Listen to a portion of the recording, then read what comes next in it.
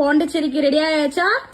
பயங்கரமா ரெடி ஆயிட்டு இருக்கோம். சென்னை மக்களை வந்து அப்படியே ஷாக்ல தெறிக்க விட்ட மாதிரி பாண்டிச்சேரி மக்களுக்காக ஸ்பெஷலா 250ல ஸ்கேலப் டிசைன்ல ராசல் குர்த்தி ஸ்கேலப் டிசைன் கொடுத்துருக்காங்க. பப் ஸ்லீவ் வந்திருக்கு. அண்ட் திஸ் இஸ் பாருங்க ராசல்க்கு இதெல்லாம் 12+ ஷேட்ஸ் வருதுங்க.